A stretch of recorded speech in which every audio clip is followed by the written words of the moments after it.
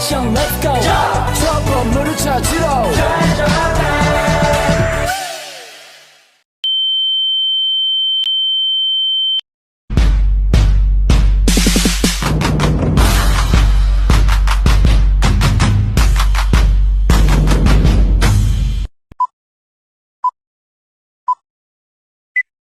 Hai guys, Assalamualaikum.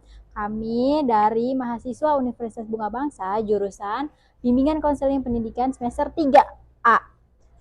Kami di sini ingin melakukan observasi berupa wawancara kepada guru BK-nya langsung, bahwasannya kalau ini tuh merupakan tugas dari dosen kami, dosen mata kuliah Bimbingan Konseling bimbingan belajar ya guys, lebih tepatnya. ya, bimbingan belajar.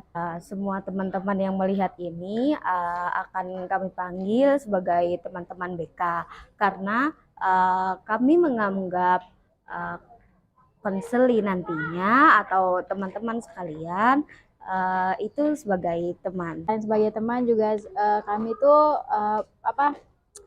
berprinsip bahwa BK itu merupakan sahabat siswa. Jadi ya di sini kita ingin mengulik pembicaraan tentang materi kami dari kelompok kami ke guru BK sendiri. Mungkin tidak terlalu mengkerucut kepada burnout, tapi ada poin-poin intinya tersebut dan ada step by stepnya seperti apa. Mungkin untuk sahabat-sahabat BK, teman-teman BK yang lain membutuhkan apa aja proses dari kasus burnout atau layanan individu, bisa menonton ini. Selamat menonton semuanya. Dadah! Oke teman-teman BK semuanya, kali ini saya sudah bersama dengan salah satu guru BK di SMK Negeri 2 Kota Cirebon, yaitu Ibu Atik. Berarti masih muda ya Ibu Atik ini, ya ampun. Aku kalah ini loh, kalah cantik Ibu. Ya, gimana kabarnya Ibu? Alhamdulillah sehat teh. Ya. Sudah berapa lama Ibu mengajar di sini? Di SMK 2. Di SMK 2 itu dari tahun 2019. Mau tahu dong Ibu kenapa jadi guru BK sih? Dan bisa sampai di Cirebon ini. Ceritanya gimana gitu Iya. ya? Oke. Ini ceritanya pasti agak panjang ya Teh ya. Iya, nggak apa-apa. Pertama kali kenapa saya memilih menjadi guru BK atau memilih jurusan BK, sebetulnya bukan karena pilihan sendiri gitu. Ada rekomendasi dari saudara bahwa katanya 5-10 tahun mendatang itu BK ini akan sangat dibutuhkan gitu. Artinya lapangan pekerjaan terbuka lebar. Nah, akhirnya saya memilih prodi BK gitu. Dibilang suka belum juga gitu, tapi saya memilih prodi ini untuk saya bekerja nantinya, agar saya memudahkan saya untuk bekerja. Akhirnya saya kuliah di prodi BK. Setelah memasuki proses perkuliahan, lalu saya menjalani perkuliahan setiap hari, ternyata saya semakin cinta dengan BK gitu. Oh, ternyata ini yang saya butuhkan gitu. Ternyata di BK itu memang mata kuliahnya, lalu pelajaran-pelajarannya saya suka juga gitu. Saya suka membantu orang, saya suka mendengarkan orang lain bercerita gitu. Itu kan salah satu kemampuan mendasar di BK seperti itu. Ceritanya bisa ke Cirebon. Itu ada info bahwa di sini ada lowongan guru BK. Akhirnya saya mau coba deh melamar di sini. Alhamdulillah diterima. Di situ saya mau terjun menjadi praktisi BK gitu di tahun 2019. Pada saat itu saya juga belum lulus kuliah gitu. Jadi belum lagi nyusun tesis. Saya terima di sini, jadi saya mulai belajar menjadi guru BK itu mulai tahun 2019. Begitu Teh. Setelah menjadi guru kan banyak nih Bu masalah siswa yang muncul. Gimana sih Bu perasaannya pas Ibu menangani konseli atau siswa tersebut untuk pertama kalinya itu bagaimana? menjadi guru BK ya, menjadi guru BK itu tentu banyak pandangan di masyarakat itu pasti akan banyak menerima masalah. Pertama kali saya mendengarkan masalah dari siswa itu ketika saya konseling individu. Konseling individu terutama di SMK 2 itu latar belakangnya memang menengah ke bawah gitu, sehingga banyak cerita siswa dari background keluarga yang apa namanya, kondisi ekonominya di bawah, belum lagi keluarganya yang broken home seperti itu. Perasaan pribadi saya sebetulnya justru banyak bersyukur gitu. Artinya ternyata masih banyak atau banyak sekali anak-anak di usianya yang harusnya tuh nggak mikirin apa-apa, cuman belajar aja gitu ya. Tapi ternyata masalah mereka kok sangat berat gitu. Perasaan saya pribadi sih lebih ke bersyukur ya di usia saya saat ini saya tidak mengalami masalah seberat itu gitu. Lalu selanjutnya perasaan yang muncul adalah saya ingin membantu anak-anak untuk mereka memiliki perasaan uh, optimis bahwa mereka juga bisa berhasil meskipun dari background keluarga yang memang menengah ke bawah ataupun ya tadi dari orang tua yang tidak harmonis lah, kurang harmonis seperti itu. Mungkin teman-teman BK di rumah ada yang belum tahu apa itu konseling individu. Ibu boleh nggak jelasin sedikit tentang apa sih konseling individu itu? Oke, saya coba jelaskan ya konseling individu.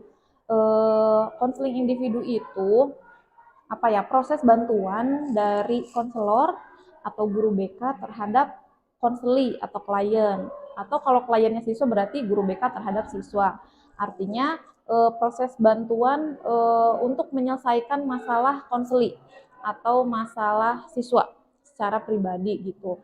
Bukan guru BK atau konselor yang membantu menyelesaikan, namun di konseling individual ini guru BK atau konselor itu membantu konseli agar konseli tersebut bisa menyelesaikan masalahnya sendiri seperti itu. Jadi bukan ketika anak datang ke guru BK melakukan konseling individual, masalahnya jadi selesai dibantu guru BK, tidak.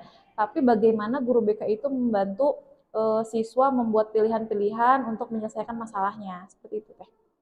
Baik Ibu. Layanan konseling individu ini di sini tuh biasanya banyaknya kasusnya apa ya, Bu?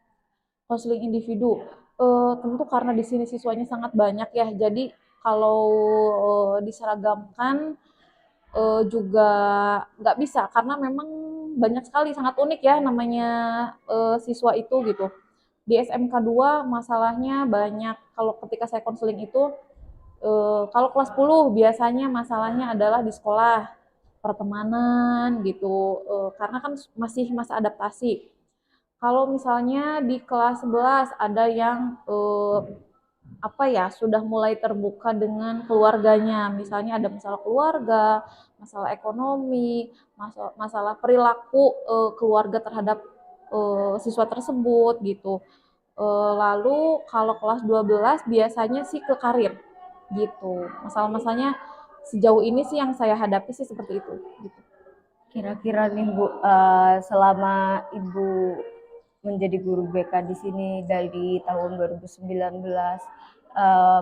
pernah tidak menemukan satu kasus atau beberapa kasus tentang burnout belajar atau kejenuhan belajar ya teman-teman, yang biasa diketahui? Oke, burnout belajar. Saya juga sering mendengar burnout ya, tapi kalau burnout yang saya dengar itu bukan di belajar, tapi burnout di wajah. Banyak jerawat yang muncul gitu ya. Artinya kita ilustrasikan di apa namanya, burnout itu kan kondisi yang sangat kritis gitu. Jadi yang saya pahami tentang burnout belajar itu adalah kondisi yang sudah kritis karena kelelahan belajar sehingga kondisi fisik dan emosinya itu terganggu gitu ya Teh ya.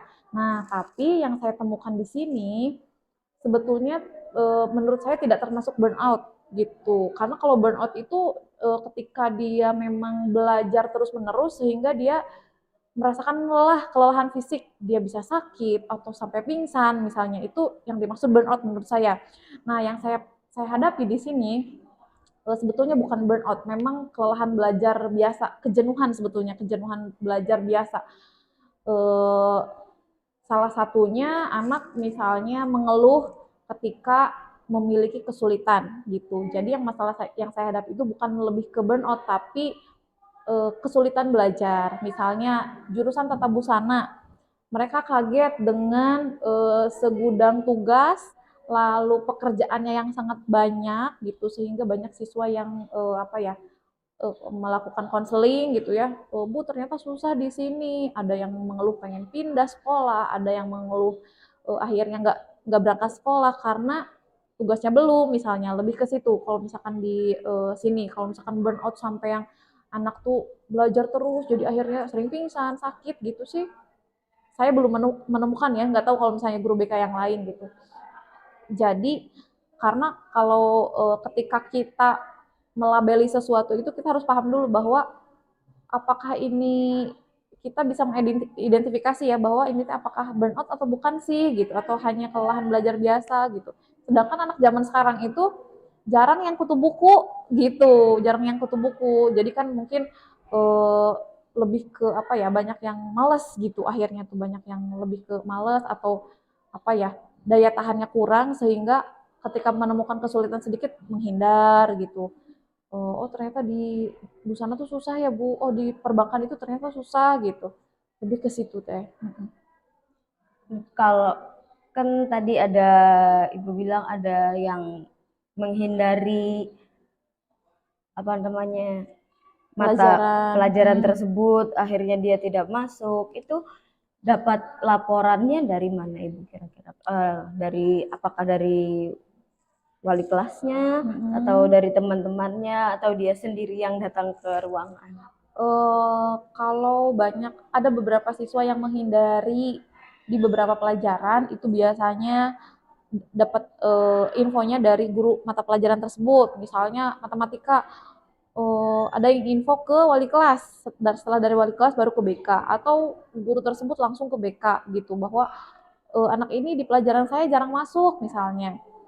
Ternyata misalnya anaknya sekolah, tapi ternyata ada di kantin, ada di masjid misalnya, dia menghindari pelajaran.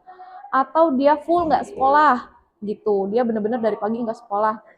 Gara-gara hari ini ada pelajaran misalnya akuntansi, akhirnya dia nggak sekolah karena merasa dia sulit gitu. Nah, itu info tersebut saya tidak pernah menemukan info dari siswa yang bermasalah gitu, tapi lebih ke dari guru pengajarnya atau dari wali kelasnya atau dari teman-teman gitu biasanya. Bu, si ini jarang masuk loh gitu, biasanya kayak gitu sih. Untuk penanganan seperti ini, Bu, ada tahap-tahapannya nggak sih, Bu, untuk penanganan siswa seperti itu tadi? Setiap masalah yang dihadapi, yang yang dilaporkan ke BK, tentu kami punya tahapannya tersendiri. Tahapan ketika misalnya penyelesaian masalah yang tadi, anak menghindari beberapa mata pelajaran, anak jarang sekolah gitu ya. Kita kan nggak tahu tuh anaknya apakah males kah, atau takut sama guru, atau gak nyaman sama teman gitu. Yang pertama harus diidentifikasi adalah penyebab masalah. Tentu yang pertama panggil dulu anaknya, ajak ngobrol gitu, diajak ngobrol. Kalau sudah ketemu masalahnya, oh misalnya masalahnya gara-gara teman, nanti kita bikin nih layanan di kelas klasikal yang membuat anak-anak itu bisa berbaur dengan teman-temannya. Dibikin betah lah anaknya gitu ya, serta dimotivasi. Kalau misalnya Bu ternyata masalahnya dia takut sama guru atau salah satu mata pelajaran, penyebabnya dari guru kah atau dari siswa? Kalau dari siswanya ternyata jarang ngerjain tugas, berarti siswa dong yang bermasalah. Kita bantu sok tugas mana yang belum. Yuk dicicil, dikerjain. Seperti itu.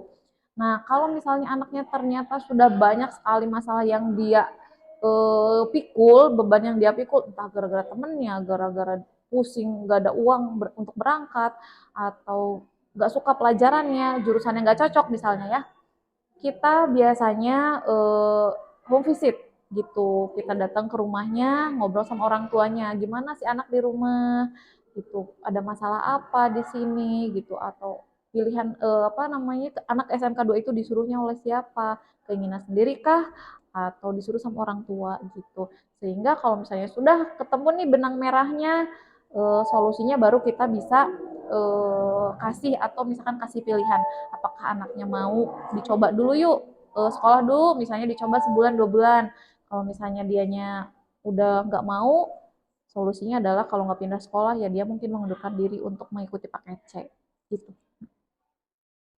Itu dilakukan dalam berapa hari atau dalam berapa jam ya Bu? Kalau misal kan kita tadi ada tahapan pengenalan dulu, kita ajak bicara dulu apa sampai ke titik benang merahnya itu kira-kira prosesnya membutuhkan waktu berapa lama ya?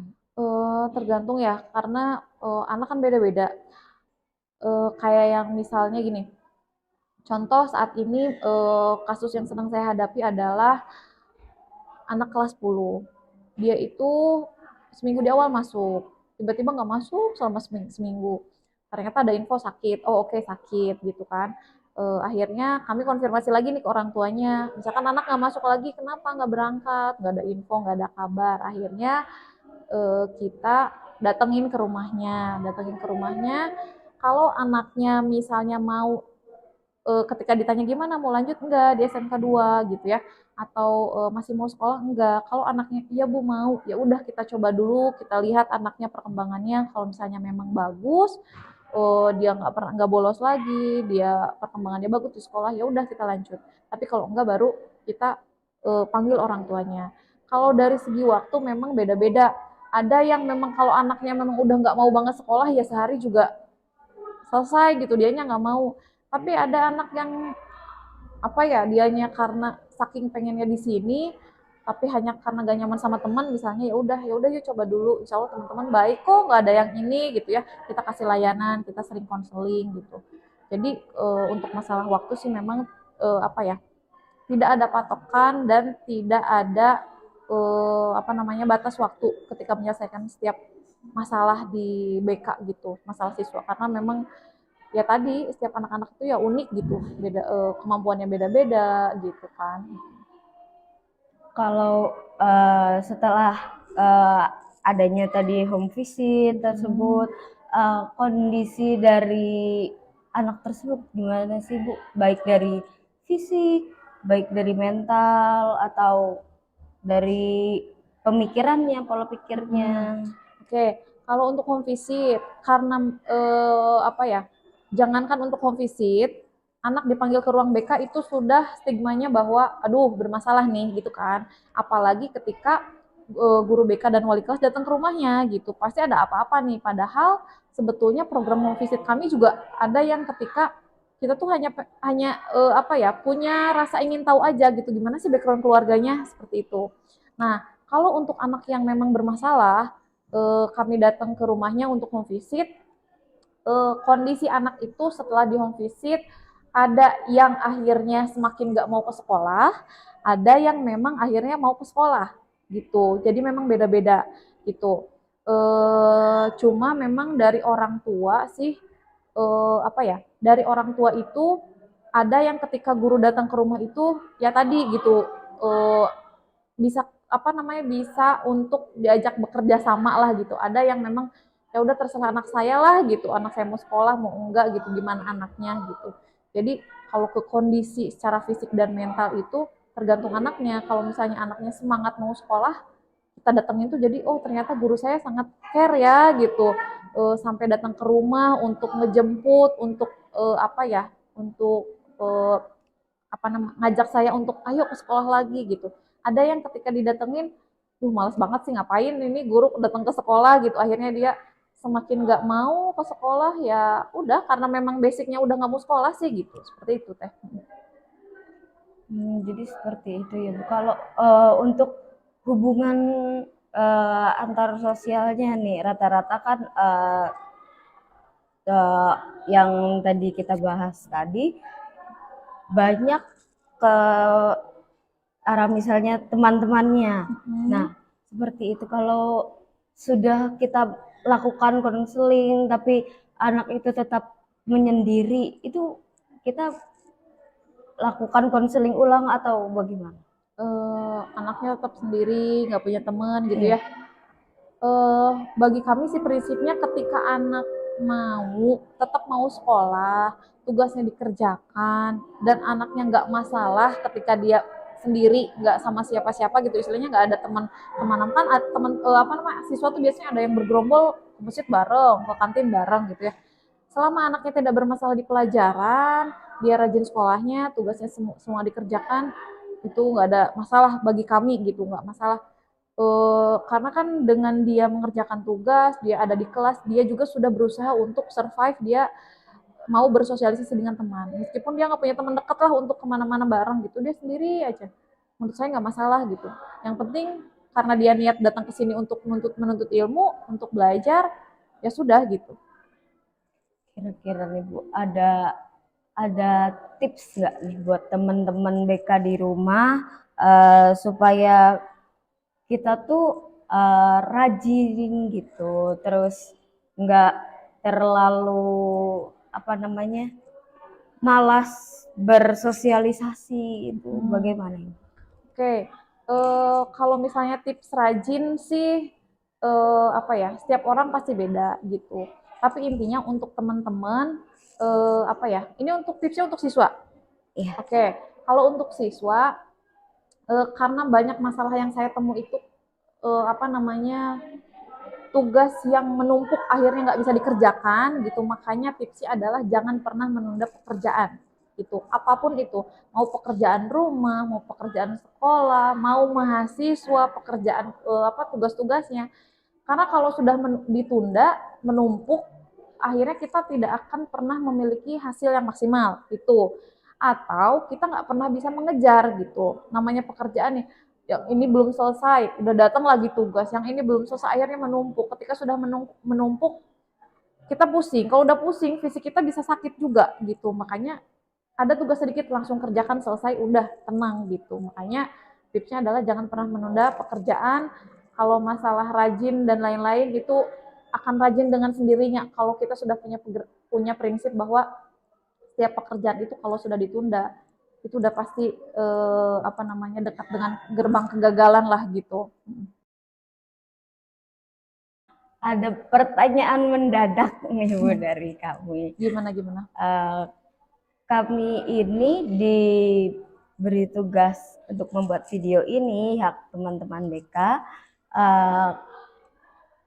harus mewawancarai, berbicara dengan guru BK yang titelnya, yang gelarnya itu benar-benar dari BK. jurusan BK, enggak dari, kan ada yang dari jurusan psikologi gitu masuk ke sekolah gitu sebagai guru BK, atau yang dari PAI atau dari guru bahasa Indonesia. Itu kenapa sih Bu? Maksudnya gimana nih? Alasan kenapa kita nih disuruhnya tuh harus ke yang jurusannya sama kita gitu kan. Kami dari bimbingan konseling pendidikan harus juga sama wawancarainya sama yang gitu. jurusan BK gitu ya Teh ya. Apa ya? Karena tapi kalau sekarang sih kayaknya guru-guru di sekolah itu sudah sangat minim. Guru yang memang bukan dari BK tapi jadi guru BK. Kayaknya menurut saya tidak sebanyak dulu gitu, karena sudah banyak lulusan BK yang memang dari BK gitu kan. Nah, kenapa kita mungkin kenapa teman-teman juga disuruhnya untuk pokoknya ke guru BK yang dari BK ya jurusannya. Karena ya tadi ketika namanya kita mau cari sumber ilmu gitu. Contoh lah, kita tuh nggak bisa nanya cara memasak sama teknisi gitu. Gimana sih caranya bikin bakso? Gimana sih caranya bikin kue? Tapi nanyanya sama orang IT yang biasanya di depan komputer, kan nggak nyambung. Meskipun misalnya tadi jurusan psikologi kan ada hubungannya, oke betul. Jurusan agama kira-kira ada nggak ya hubungannya? Sedikit sungguh. Apa hubungannya coba? Kalau hubungannya mungkin lebih ke akhlak dari siswa tersebut. Sehingga dijadiin guru BK. Guru PKN, guru BKN ini biasanya ya tadi lebih ke sikap, perilaku, sehingga ini Padahal kan sebetulnya yang harus teman-teman pahami adalah BK itu bukan polisi sekolah, bukan guru yang harus menghukum perilaku-perilaku yang salah gitu, tidak.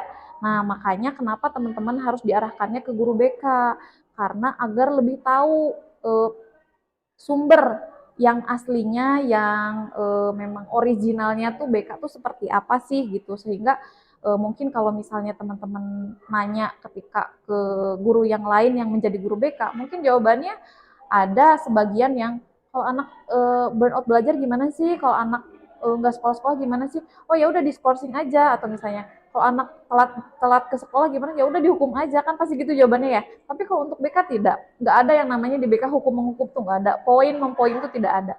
Tapi BK itu betul-betul membantu siswa agar mereka tuh sadar gitu akan perilakunya gitu ya, dan itu sangat sulit sebetulnya gitu. Makanya ketika teman-teman diarahkan ke BK itu agar teman-teman itu nanti di lapangan ketika sudah menjadi praktisi BK, entah jadi guru BK atau mungkin jadi dosen gitu, sehingga teman-teman tahu di lapangan itu seperti apa, dan teman-teman mungkin bisa mempraktikannya secara langsung gitu, menjadi guru BK yang BK banget gitu ya. Jadi nggak yang ada campuran dari yang lain-lain lah gitu. Gitu Teh. Oke, teman-teman BK, kita sepertinya sudah banyak yang ilmu yang kita terima ya.